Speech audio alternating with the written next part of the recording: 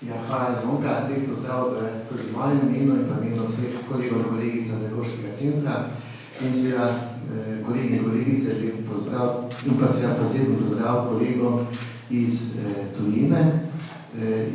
Danes so z nami kolegi iz Irske, kolegi iz Bosne in Hercegovine, kolegi iz Hrvaške in pa kolegi iz Srbije.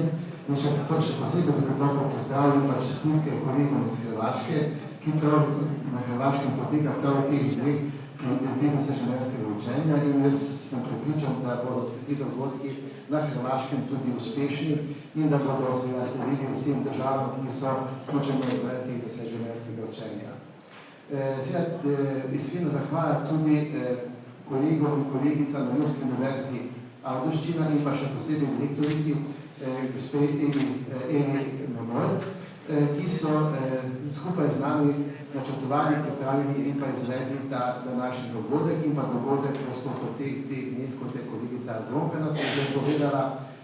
In pa seveda zahvala tudi gospodu Ivo Gospodoru in pa projektu Pitostel, ki nas gostili v svojih poslovnih stavbi.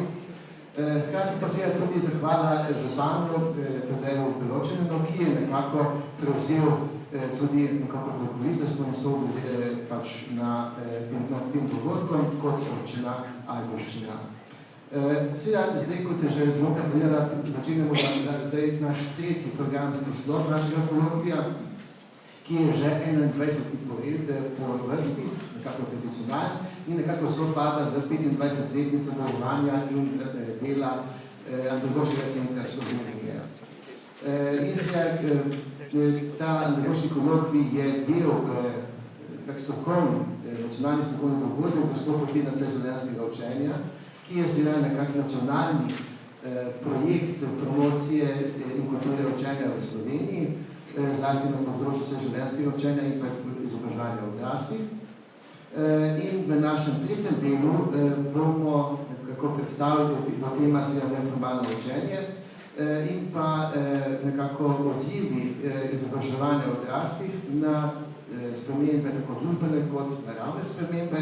In jaz sem prepričan, da boste z veseljem prisluhnili tem našim predstavitvam, hkrati tudi povabim vse skupaj k aktivnemu sodelovanju, zlasti v razpravi, v postavljanju vprašanj, iskanju odgovorov in pa seveda vseh nekako napotil in pa priporočil za naprej. In vsekakor mislim, da bo dan zanimiv, da se bo dobro počutil med nami in pa seveda, da bo vsak nekako dobil tisto, kar pričakuje v današnjem programu. Hvala lepa in veliko uspeha. Hvala.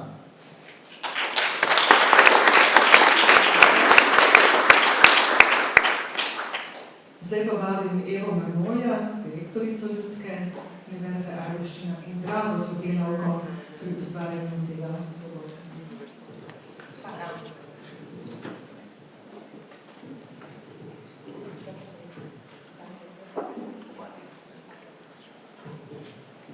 Lepo pozdravljeni tudi z moje strani, dobrodošli v Ajdovščini. Zelo me veseli, da Andragoški kolokvij gostimo letos tu pri nas. Nekako v čast nam je pravzaprav, da smo bili strani Andragoškega centra povabljeni k sodelovanju pri pripravi tega dogodka. In na tem mestu bi se zahvalila tudi kolegom iz Andragoškega centra in spet Zvonki Angerc-Pahernik za zaupanje. Mi smo res, pač to je za nas velika izkušnja, dragocena izkušnja in s tem izzivom smo se z veseljem soočili.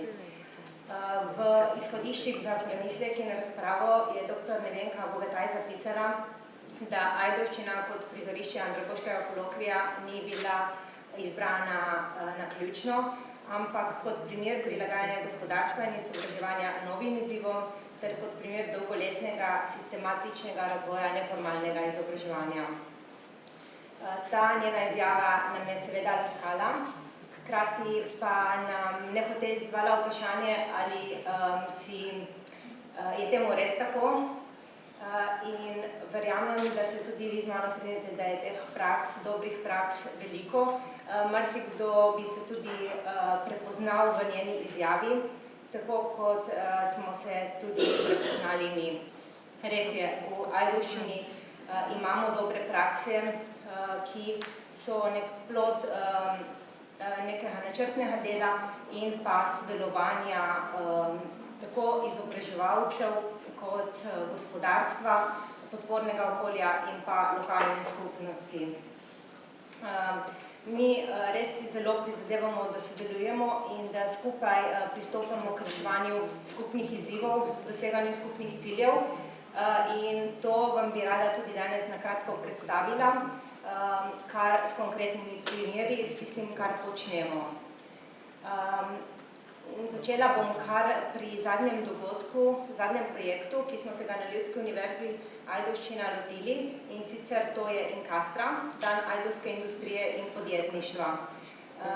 Gre za novo zgodbo, ki smo jo začeli pisati v Ajdovščini, in sicer Ajdovščina predstavlja območje, ki ima zelo bogato industrijsko tradicijo, je gospodarsko razvita, imamo številne uspešne zgodbe, ki jih piše naše gospodarstvo. In namen tega dogodka je bil predstaviti širši javnosti, kaj v Ajdovščini imamo, se pravi, da podjetja na široko odprejo svoja vrata in se predstavijo tako domačinom, kot tudi drugim prebivalcem Slovenije, pa lahko tudi širše. Ta ideja je nastala na občini Ajdovščina, pobuda je prišla z občine in nam je bila zaupana organizacija tega dogodka. Šlo je res za neko novo zgodbo, ki smo jo začeli pisati in za nas je bil to velik izziv. Seveda smo pa, tako kot smo navajeni delati, začeli tudi to zgodbo pisati skupaj z drugimi in že ko smo osnovali sam dogodek, zasnovo tega dogodka, smo se povezali z podpornimi institucijami, šolami, s podjetji. Želeli smo, da skupaj pripravimo zasnovo, da najdemo čim večji konsenz o tem, kaj se sploh želimo. Mi smo imeli nekje neko splošno usmeritev, kaj naj bi z Inkastro dosegli, veliko svobode in proste roke pri tem, kako bomo dogodek zasnovali. In tako se je pokazala velika potreba strani podjetij izražena, da bi in želja, da odprejo vrata predvsem šolam. Kajti, tako kot pogosto drugje, se tudi pri nas podjetja soočajo z problemom zagotavljanja ustreznih kadrov in želijo mlade spodbuditi, da razmišljajo, da bodo tudi, ko odrastejo, ostali delali v Ajdovščini in se tudi za ta delovna mesta, ki nekako obstajajo oziroma bodo obstajala, usposobili. In tako smo dogodek razširili na 2 dneva in prvi dan je bil namenjen šolam, se pravi dijakom in osnovnošolcem višjih razredov. Organizirali smo oglede v 14 različnih podjetij in zraven pa pripravili tudi spremljevalni program.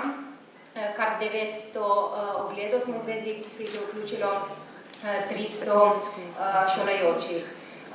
Usporedno pa smo zanje pripravili tudi predstavitev poklicev na osrednjem prizorišču na njim zanimiv način. Sobota, to je bil drugi dan dogodka, je pa bila namenjena širši javnosti in takrat so tudi podjetja odprla svoja vrata. Iz osrednjega prizorišča, ki je bilo kar ajdovsko letališče, smo vozili potem zainteresirane posameznike po podjetjih. To je bilo pač tako za nas res en tak velik zalogaj, ker takih izkušenj še nismo imeli, že samo logistično je bilo zelo zahtevno vse skupaj zorganizirati, ampak zadeve so še tako, kot smo si zamislili in smo bili zelo zadovoljni. Še posebej nas je veselil pa tudi dober odziv z vseh strani, ki smo ga bili deležni. Namreč podjetja so prepoznala v tem dogodku veliko dodano vrednost. Naj povem, da so poleg teh podjetij, ki so odprla vrata, se predstavljala podjetja tudi na stojnicah z zelo bogatim programom in spet na tak zabaven način predstavljena njihova dejavnost.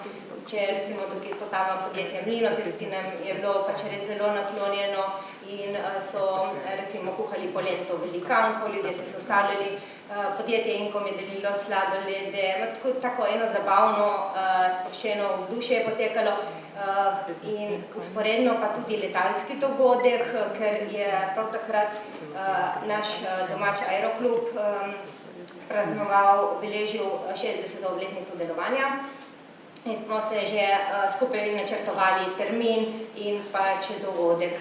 Namreč pri nas v Ajdovščini smo pogosto imeli letalske mitinge in nobenega letalskega dogodka za širšo javnost ni bilo že 15 let, tako da tudi domačini so bili tega zelo veseli. Skratka, Incastra predstavlja eno uspešno zgodbo povezovanja in sodelovanja, tako jo sami doživljamo in tudi pač po odzivih sodeči to vidimo. Zdaj, glede same Incastre, mi smo pripravili tudi eno majhno razstavo fotografij zunaj v avli, tako da boste potem mogoče imeli priložnost malo pogledati in dobiti vtis, kako je dejansko dogajanje potekalo. Vsekakor je za nas sodelovanje in povezovanje s podjetji zelo pomembno. Incastra je bilo samo nadaljevanje že začetega sodelovanja v preteklosti. Nam se zdi ključnega pomena to, da zelo dobro poznamo lokalno okolje in potrebe, ki v lokalnem okolju obstajajo. In ko smo pričakovali razpis za pridobivanje temeljnih in poklicnih kompetenc, smo se mi nanj zelo intenzivno pripravljali in izdelali analizo potreb gospodarstva po kadrih. To izdelavo analize je tudi finančno podprla občina Ajdovščina, namreč šlo je zelo za obsežno raziskavo, v katero smo vključili vsa velika, srednja, mala podjetja in pa mikropodjetja po nekem ključu. Anketni vprašalnik je izpolnilo 226 podjetij, kar je res velika številka. To raziskavo imamo objavljeno tudi na naši spletni strani pod publikacijami in vas vabim, da si jo pogledate. Dejansko mi smo želeli izvedeti, kje je ajdovsko gospodarstvo danes, ali se soočajo z problemi zagotavljanja delovne sile in če ja, kje se kaže največja potreba. Hkrati smo želeli ugotoviti, ali obstajajo neskladja na trgu dela, tako da smo analizirali tudi brezposelne, ki so na zavodu za zaposlovanje, na uradu za delo Ajdovščina in samo občane Ajdovščina. Tako da res smo se zelo osredotočili na ta del. Poleg tega pa nas je seveda zanimalo, kateri kadri bodo tisti, ki bodo zaposljivi naslednjih 5 let oziroma tudi 10, kako podjetja načrtujejo, razmišljajo. In seveda smo pristavili tukaj tudi svoj del, nas je pa zanimalo, kako podjetja gledajo na izobraževanje, ali podjetja napotujejo svoje zaposlene v izobraževanje, če ja, v katera izobraževanja in kaj k temu pripomore, kateri so tisti ključni dejavniki, ki vplivajo na to, ali se podjetja odločajo za izobraževanje. In recimo tukaj kot zanimivost ne povem, da naprimer smo bili presenečeni ali pa niti ne nad tem, da cena ni ključni dejavnik, ki vpliva, ampak je uporabnost znanja in pa tudi motiviranost zaposlenih. In to seveda je en tak podatek, ki je za nas ključen. Se pravi, da je naša naloga tukaj nekje druge, ne tudi recimo motivirati pač posameznike, da imajo željo, da se vključijo v izobraževanje. Ugotovitve in priporočila raziskave seveda lahko pomenijo podlago za sprejemanje različnih ukrepov, odločitev tako lokalne skupnosti, šol pač in drugih organizacij. Recimo naša občina je ugotovitve že uporabila pri razpisu štipendij za deficitarne poklice, ki jih je podeljevala v letu 2016 in 2017. Na podlagi ugotovitev analize pa smo pripravili tudi mi izobraževalne programe za zaposlene za projekt pridobivanja temeljnih in poklicnih kompetenc. Zdaj, da ne bo zgleda, da mi delamo samo z zaposlenimi in z gospodarstvom, mi si kot Ljudska univerza zelo prizadevamo, da zagotovimo čim večjo dostopnost izobraževanja. Moram reči, da imamo v občini zelo veliko posluha za izobraževanje odraslih. Namreč imamo številne projekte, za katere smo pridobili sredstva iz Evropskega socialnega sklada in drugih ministrstev. in nekaterih ciljnih skupin pa s temi projekti ne dosežemo. In za te ciljne skupine smo pripravili različne programe, ki smo jih vključili v letni program izobraževanja odraslih v občini Ajdovščina in so tudi finančno podprti strani naše občine. Recimo, eden takih projektov je Center medgeneracijskega učenja.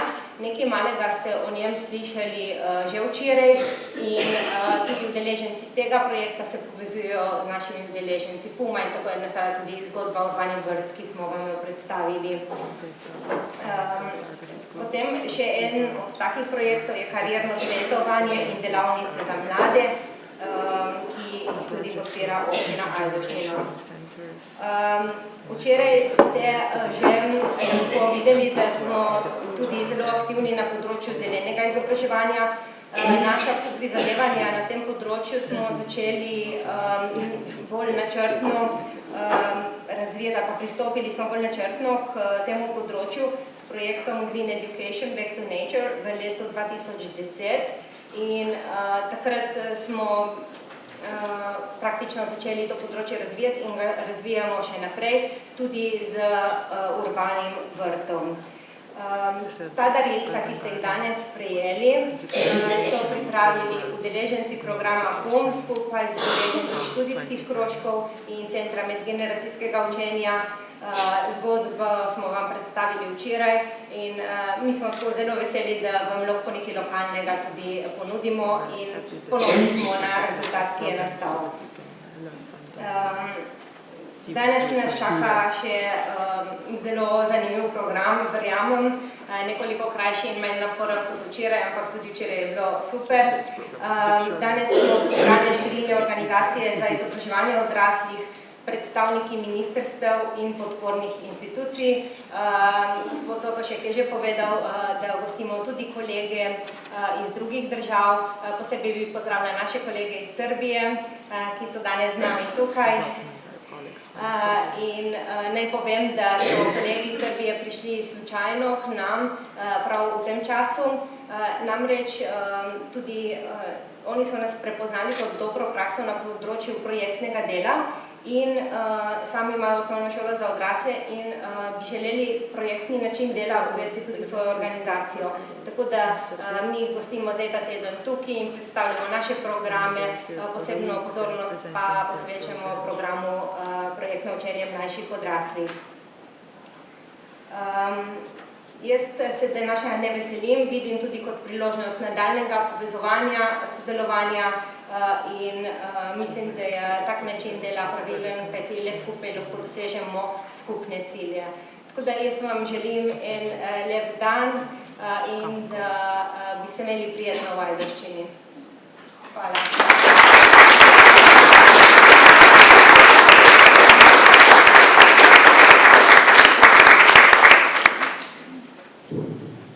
Hvala lepa, Eva, za ta izjemno lep prispevek, ki kaže to, kar vi počnete in to počnete srcem, to smo lahko včeraj okusili, izkusili. Na nek način se je nadaljevala besede gospoda župana, ki nam jih je izrekel včeraj pred odhodom v Nemčijo, žal danes ne more biti z nami, ampak tudi on je en tako oseben dokaz tega, da se tukaj na Ajdovskem greste izobraževanja odraslih in pravzaprav širjenju kulture vseživljenjskega učenja čisto zares.